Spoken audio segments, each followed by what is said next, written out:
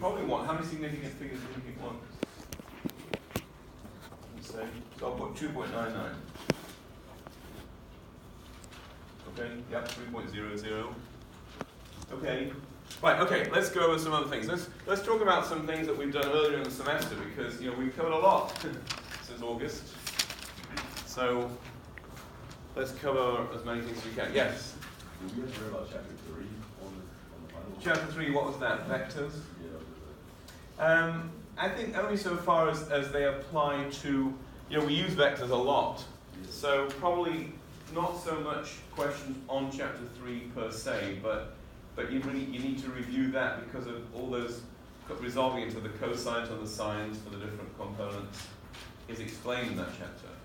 So that's really where chapter 3 comes up. So I would say probably not direct questions to focus on chapter 3, but I think you still have to review it. Yeah, so other questions that you may have. So I want to cover as many different things as you wish. Yes? Most of the questions are in the last chapters that we didn't do any. No, the final exam is cumulative, so it covers anything that we've covered throughout the semester. So that's why I want to try to cover as many things as we can today. I'm hoping that we'll have questions. Yes? Which question? Well, what I'm trying to ask from you is, can you give me I can only do one question at a time. So can you give me a question, either from the homework, or from an exam, or from the book? I can't sort of cover, a whole lot of questions in one go. Yeah? Can you do chapter 8, part 1, number 8? Okay, chapter 8. Okay, have a look. 8, part 1, you say? Chapter 8, part 1. Do you say number 8? Does that say 8.17? Is it this one about a pendulum bob?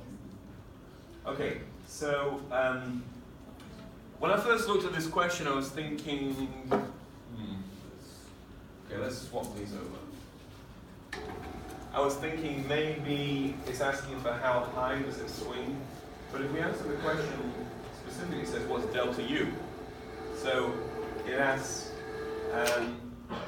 how much potential energy is changed as it goes from point A to point B. So point A to point B. Well, how are we going to approach this? Potential energy is about particularly the height perpendicular to the ground. So I particularly want to know in this question, what's the difference in height above the ground between point A and point B? Because isn't potential energy all about mgh? Isn't that what it's about? mgh. So I need to know the difference in height between these two, if you like, these two planes. That distance is h. So if I can calculate h, the height above the ground, between a line going through point A and a line going through point B that's parallel with the ground. So how do I find h? Because that will help me answer the question. Yeah, I think the thing is that if you look at, there's a triangle here. See, there's a triangle that goes like this. And that's a right angle triangle. And this distance here, see, there's a 35-degree angle there. That's the hypotenuse is 1.2 meters. So what's this distance here? I'll call that y. So what's y equal to? Yeah, somebody said cosine. So I'm looking at adjacent over hypotenuse. Right. So the cosine of 35 degrees is y over 1.2 meters. So isn't y equal to 1.2 meters multiplied by cosine of 35 degrees? Right. So cosine of 35 degrees is y, the adjacent, over the hypotenuse 1.2 meters. So if that's the case, if y, so just on this screen over here, y is this adjacent side I can't write on here. divided by the hypotenuse, 1.2 meters. So we can calculate that. So let's just do that on a calculator. What's cosine 35 degrees times 1.2 meters? So can you give me that, then times 1.2 is? Altogether 0.9. Yes. 0.98. So, okay, can you give me say another figure, 0.983 3. meters? Is that right? Are we agreeing with that? 0.983 meters. Now, if that is the distance y, how do I calculate that distance h? We subtracted 1.2 minus that. Yeah, so h is going to be the y. See the pendulum, when the pendulum is down at position B, that entire length is going to be 1.2 meters. This distance here will still be 1.2 meters. I mean, it may not quite look like it, but it is, isn't it? So that this is a straight rod, it's not elastic, it doesn't bend. So if this is 1.2 meters to A, it'll be 1.2 meters to B. So h is equal to 1.2 meters minus y. 1.2 meters is the total distance down to B minus y. So I can find h. So what's that? 0.217, is it? 0.2. Is that right? 2.217? So if that's the case, 0.217, then delta U is going to be mgh. That's the so mgh is the change in potential energy between a point B and point A. Do we know the mass? 0.43 Yes. kilograms. So we can work that out. So that's equal to 0.43 kilograms. That's what they told me in the question. Times 9.81. And now I've got this h here. 0.217. So what does that work out to? 0.915. So this is all 0.915, is it? Joules.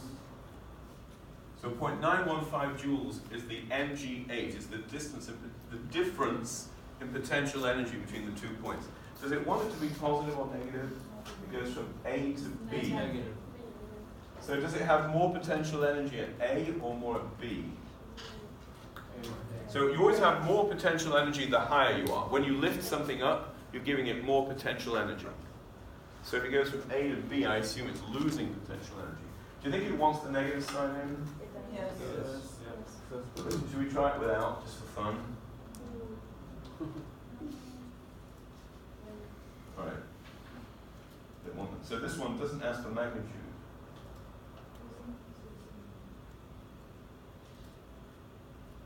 So, yes, it was the change. Okay, all right, two significant figures. Okay, it corrected for me. So the change is going to be negative because as you go from A to B, you're going to lose potential energy. So you always have more potential energy when you're higher up, less when you're lower down. So as it swings down, it loses potential energy. Where does that potential energy go that it lost? It's going to go into kinetic energy, so it's going to go faster.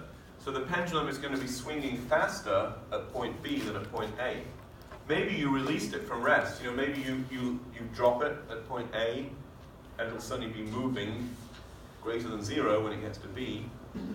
So if you're on one of those swing things, have you ever been on one of those rides that's like a swing? That you're always going faster at the lowest point. The lowest point you have the greatest kinetic energy. Okay, all right, so let's try and keep moving on this. Yes? The next question. About the swimmer going down the slide. Okay, so this is going to be a similar question about conservation. A lot of it. See how much we've been doing about conservation of energy. If we had to summarize, some of the biggest things we've done in this class are forces, right? Resolving forces into components, working out accelerations, and conservation of energy. It's been a big portion of what we've done. And later, then near the end, conservation of momentum. So you go down this slide without friction, and you go through a vertical height. What's the speed at the bottom of the slide? So isn't it a variation of this, conservation of energy? I could take away the moment of inertia because this question is not about moments of inertia. So we could just do that, couldn't we? That's it. So the conservation of energy, so you're going down a slide. So I don't know what the shape of the slide is, but what matters is the height, h. What's that height, h? So I start at the top of the slide, so we call it A. I finish at the bottom of the slide at B. So I have potential energy at the top of the slide, mgh. I assume I'm starting at rest. So it says starts at rest. Without friction, that's helpful. And descends through a vertical height of 2.76 meters, so that's the h. And then the question is, what's the speed at the bottom? So doesn't the speed become, doesn't the 1/2 mv final speed squared become equal to mgh? So I've got mgh, that's the potential energy at the top. I'm assuming that the initial speed is 0. And this final speed here, we'll call it v. So, let me move that so it doesn't get confusing.